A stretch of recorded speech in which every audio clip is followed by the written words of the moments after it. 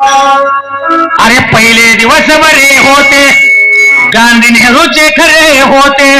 अरे गळ्यात पुतळ्याची माळ होती, खळ्यात धान्याची रास होती. अरे लेकाईच्या धकात होती, नतनीची चार नकात होती.